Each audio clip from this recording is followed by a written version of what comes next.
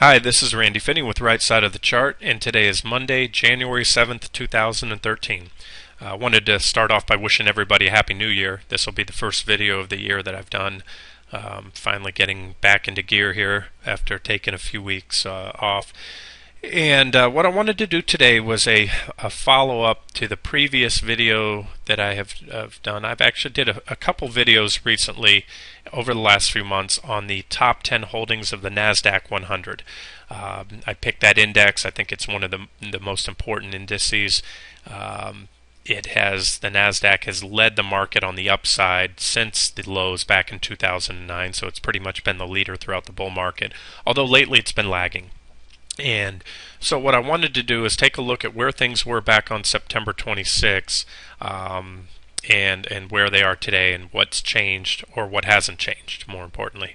That last video on September 26 was very timely because it came just 5 calendar days, which was actually only 3 trading sessions before the market peaked on September 21st.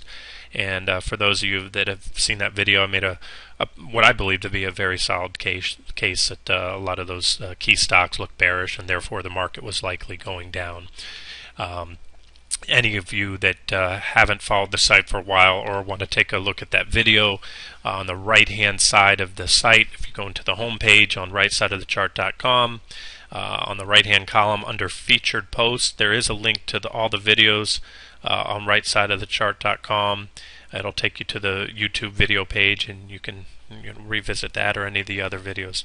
So let's go ahead and get into this. Before I get into the charts, I just wanted to talk on share a little bit of my thought process here and why I'm revisiting these charts. It's not so much to say, hey, look, we pretty much nailed that move down. For those of you that have been with the site, that right off the bottom, I had some targets, and we hit some of those intermediate targets, and I went from a bearish bias to a slightly neutral to bullish bias right at the lows, and a little bit guilty of scaling in short too early over the last few weeks. Obviously, I wish I wasn't short over the holidays. I did keep some positions on, even though I wasn't trading actively.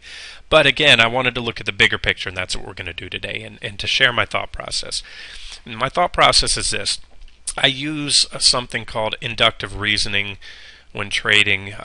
Many of you have heard of the term deductive reasoning. And deductive reasoning is the old, if A equals B and B equals C, then A must equal C.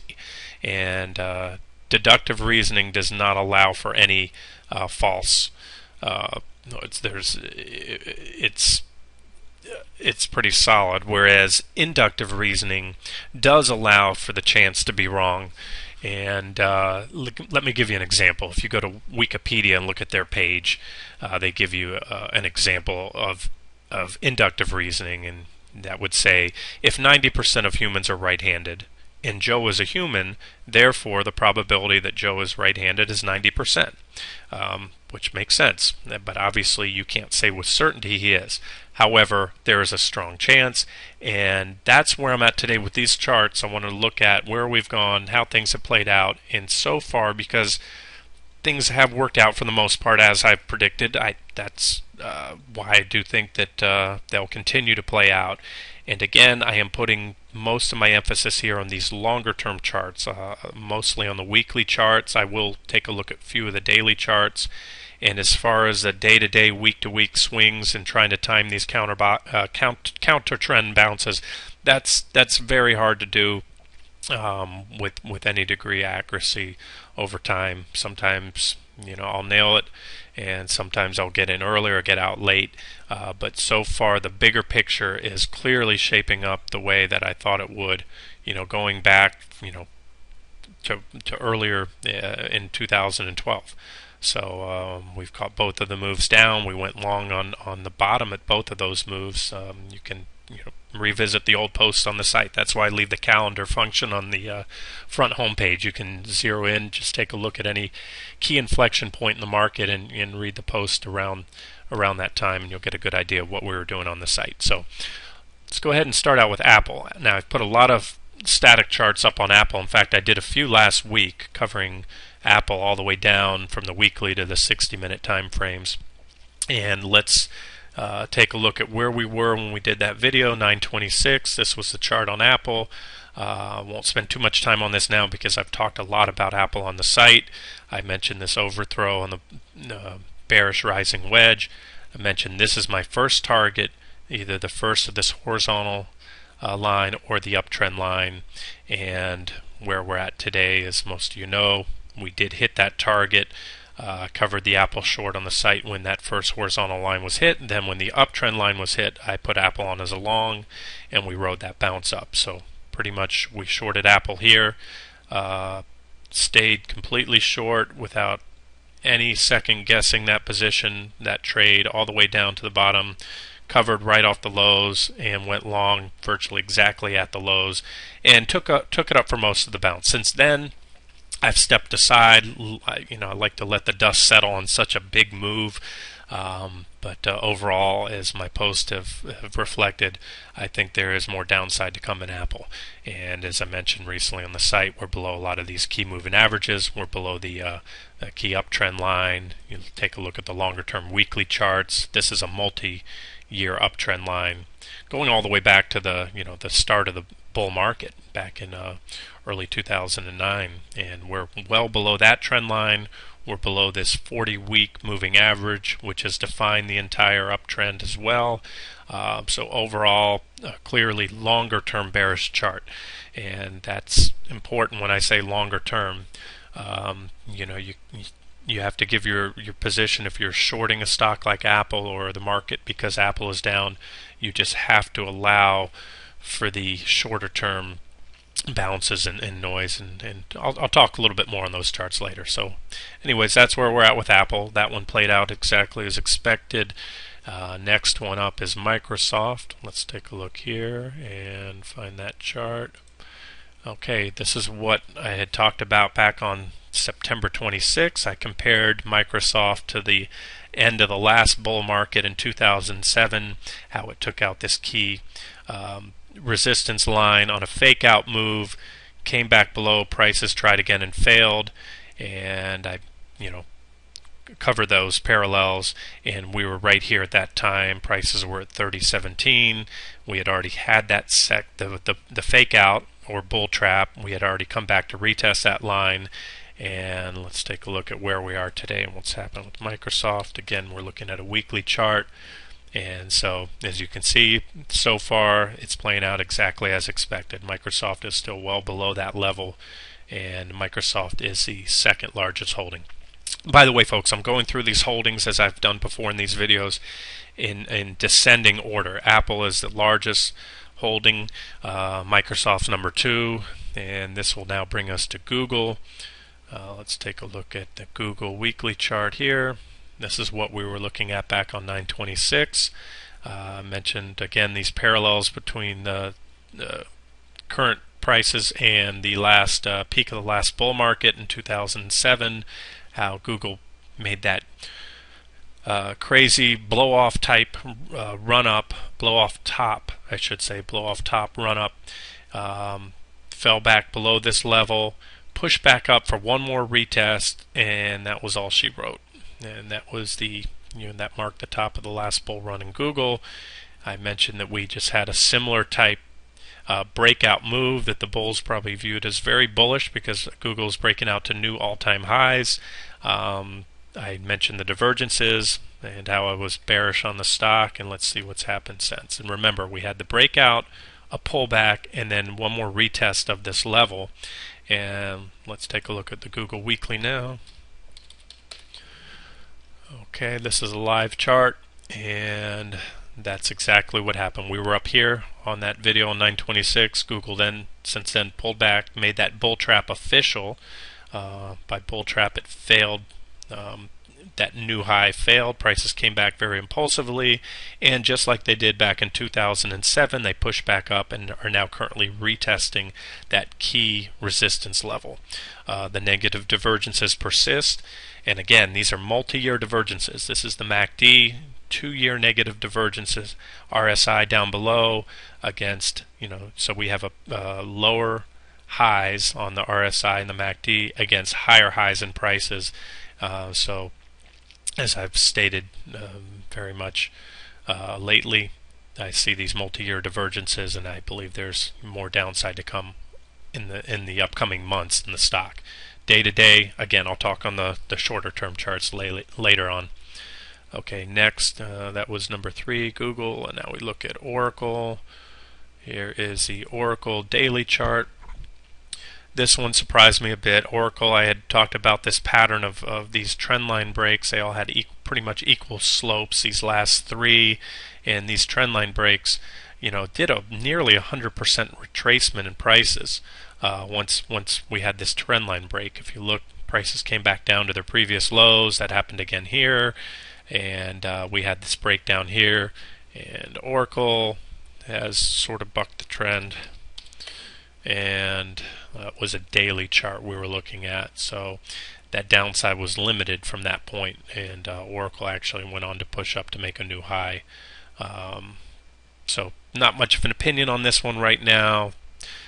There is some resistance. We're still well off its all-time highs, or at least even the highs back in 2011. So let's move on to the next stock, which would be Amazon. Amazon. I can find the chart here, folks. Here we go. Weekly chart. This is the screenshot from September 26. I had mentioned this large bearish rising wedge pattern that started back in the bull market run back in early 2009. Like most other things, long-term, multi-year negative divergences in place, which even though we had this breakdown, we did have a pullback in prices, but we broke this long-term wedge. And again, in my opinion, this move down in Amazon is not commensurate with the divergences and the scope of this wedge. We've had prices push back up, make a marginal new high, and let's take a look at where now we're at with Amazon. Pretty much we've gone nowhere from that video. Here's a weekly chart. I've since added this rising channel, but that video, if you look at the cursor here, prices were right at this level, had just taken out and made that new high. Since then they fell back down below, and we're right about back to where we were, and these longer term divergences persist. So over time, sometime in 2013, I still do believe that at least this first target will be hit on Amazon. That's my opinion as of now. Again, nothing has changed. Yes, we're at new highs, but the price action, and again, these divergences lead me to believe that the stock isn't going to break out from this level and power on up another 20-30+%, at least not before coming back down and having these divergences play out a bit. Okay, this is Intel, number 6, holding number 6. At the time I had mentioned we had intersecting trend lines here. This is a weekly chart we're looking at. Here's a downtrend line going back all the way to 2004, and an uptrend line that actually marked the beginning of the bull market run back in early 2009. And we were just breaking below that uptrend line, which to me that was key. And I said, if that was the case, when we broke down there, we'd probably come down and at least test this, back test this downtrend line. Let's take a look at where we're at today. Intel continued to follow through. I just changed the color. This is that same uptrend line from 2009. As you can see, you have a multi-year that's really defined the bull market run in Intel, and prices are now below that. So overall, that's bearish. I've added this support line here. We did catch support. We even caught support on that downtrend line like I was expecting. You can see that nice bounce there. In percentage terms, that was a decent bounce. We're looking at a weekly chart, remember, so each candlestick represents 1 week price action. Excuse me, 1 week of price action. But then we fell back below, caught support at this level, and we're sort of floundering around with that downtrend line, but we're still well below this uptrend line, which had defined the bull market on Intel. Okay, number 7, this is QCOM. This is an interesting one. QCOM has actually offered quite a few opportunities to trade recently. I had it on the short on the site. Oh goodness, I can't remember how many times. I probably had this one long and short several times in 2012. Now here's a channel break. We broke down through that channel. That was the first short, and we hit my third target at the time. I believe that third target was listed, third and final target at the time, so that was a very lucrative trade. Since then, as a final target usually is where the trend will end, prices have pushed back up, formed this bearish rising wedge pattern, and I had noted back then, again we're looking at the 926 screenshot, this big key gap resistance area. Prices pushed right to the top of that gap resistance area, and if I'm not mistaken, I believe I even added it as a short at the top of the wedge right here, and we broke down. And let's take a look at what's happened since then. So prices broke down. This is the same wedge we're looking at. We fell all the way back down to T2. If I'm not mistaken, I left the same targets on as a previous trade. They hit the second target, bounced back up, made a perfect kiss of the bottom of this resistance zone this time around, or last time around, where one could have reshorted, fell back down to that first target area, which of course is a support level, and again put in a bounce, and as things would have it, right up to the gap resistance zone again, and prices have once again turned back down. So as long as prices remain under this resistance zone, that is overall bearish. Now let's take a look at the weekly chart here on QCOM. This is the weekly chart, the current weekly chart. I believe I showed this as well back on 926. I don't have a screenshot right now, but this is a larger pattern, a bearish rising wedge that started back in mid 2010. Here we had a nice trend line, uptrend line defining the bottom of that wedge pattern. We had a breakdown. We hit this support level, bounced, and made a retest of that wedge from below. And since then, prices have pulled back down, and we're still below. If you look at the horizontal line, well, we came right about up to that level, but prices have still not been able to get above where we retested that wedge. So, again, looking longer term, weekly chart, this is a bearish rising wedge pattern with significant divergences in place. Odds are that has more to play out on the downside. However, if it doesn't, if prices do take out this, the recent highs, or that would be actually the all-time highs in Qualcomm, then these charts start to look more bullish, and at that point these divergences might be burned through. As I've mentioned before, that's one thing I'm looking at as well. So for now, overall, longer term still looks bearish to me. Here's Cisco weekly chart back from the 926 video I mentioned. I told you I wasn't so crazy about this pattern. It's a very large, head and shoulders pattern going back, for all the way to 2004. Typically, head and shoulders patterns are not that large in scope on a time frame, but either way, something to note. It does have the appearance of a head and shoulders pattern with a downsloping neckline. I don't think a whole lot's changed. That back then, Cisco was at 1848, and now we're at 2030. So there's really not much of a change to talk about in Cisco.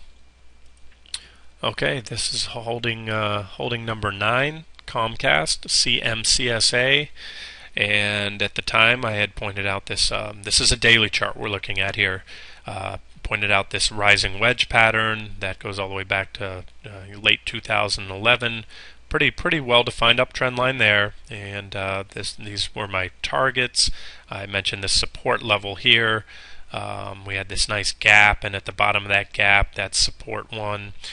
So let's take a look at what's happened since then. But obviously a bearish pattern. I also pointed out the divergences in place. Since then, we did have the breakdown. I don't know. I think, I changed my targets. Support 1, since prices have moved up quite a bit, has now become T1, first target. So what we have here, it's the same rising wedge pattern. We have a breakdown and a retest so far. And like a lot of things, this retest it's testing my patience, as well as I'm sure a lot of shorts.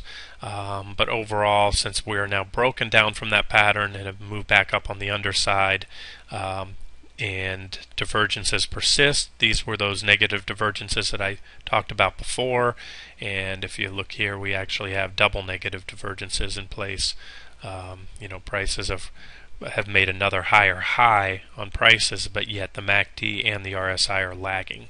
So that is, it's not really drawn up here, but you'd have to add another trend line. Move this up here, and so as you can see there, prices making the higher high against the MACD, and the RSI still making lower highs. And let's take a look at the weekly charts, take a look at what's happened there. This is something I talked about as well.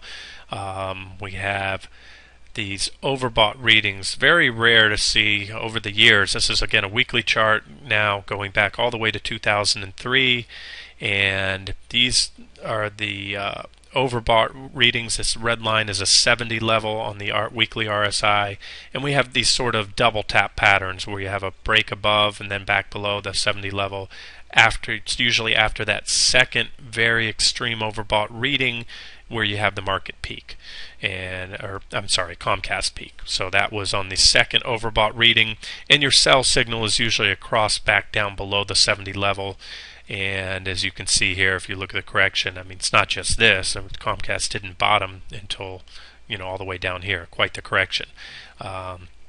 We entered the bull market back in early 09, and once again we had a break above 70. There's a second break. There's a cross below, which is your sell signal, and which times perfectly with the peak here.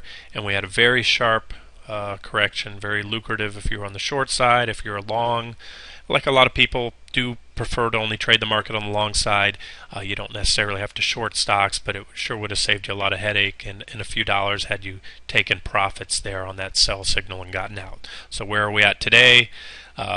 Here's the first overbought reading. This is the second break above 70, and now we're back below that 70 level.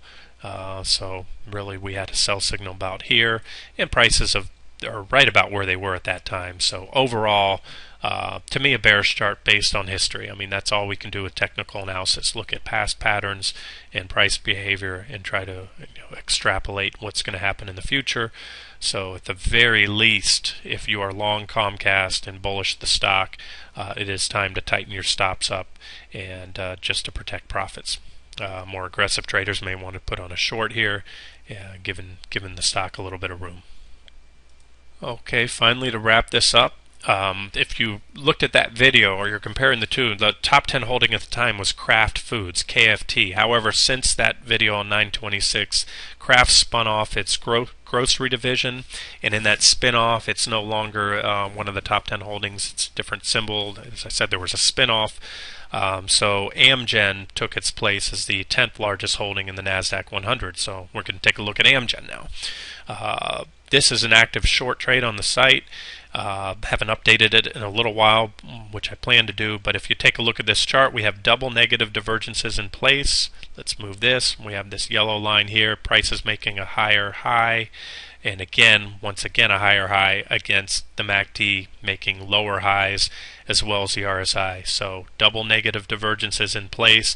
This is the key short trigger right here. We actually had this other uptrend line within the channel, so that was sell signal number 1. Prices have pushed back up and have come back down, and once this trend line goes here, that will be the next sell signal for Amgen, and my targets remain as I believe previously posted on the site. Take a look at the weekly chart, something that I believe I've discussed on Amgen as well are these overbought readings. Again, weekly chart going all the way back to 2003, so we're looking at 10 years of history, and in those 10 years, let's take a look at what's happened every time the stock has exceeded the 70 level by a fair amount. We had one little brief pierce right back here, and we still had a correction. If you follow that vertical line up on this break above 70, there was a sizable correction. Would have been a profitable swing short trade, but these extreme overbought readings have led to major trend reversals, as you can see here. And that's where we're at again. So yes, if you want to take the half glass half full bullish approach, as I'm sure many are right now. You can say Amgen's breaking out to new all-time highs, a very bullish technical event for the stock. I prefer to err to the side of caution. If you're going to take it long, or if you're in the stock long, tighten your stops up, especially if we fall back below this level, 87, 85. Let's see. I'm sorry. Well, we did fall back below there. This market's been tricky lately. There's the Fed has a heavy hand in the market right now. There's a lot going on. But if I put horizontal support, I would say is right around the 84.70 level, somewhere under there. If we fall back below there, I think that'd be a good stop for anybody long in the stock. But again, based on these overbought readings in the history of this stock, I would much prefer to be short Amgen. And again, you use the weekly charts to help formulate your overall longer-term bias. Then you use the daily charts to hone in your entries for shorts or your stops on longs. So actually, if I were long this stock right now, I actually happen to be short, but if I were long, I would have a stop under this trend line here, this uptrend line. Okay, folks, that's it. Those are the top 10 holdings in the NDX and my thoughts. And again, using inductive reasoning, things have played out as they should have so far on the weekly charts, and so I don't see, we've had some short-term bullish price action undoubtedly lately, but that has not yet changed the longer-term technical picture. So therefore, my longer-term bias still remains to the downside. I think there'll be a substantial correction here. If not the beginning stages of a new bear market. That's a possibility. It's too early to tell yet, but that's very possible. In sometime here in early 2013, most likely here in the first quarter. So this has been Randy Finney with Right Side of the Chart. Hope you enjoyed it.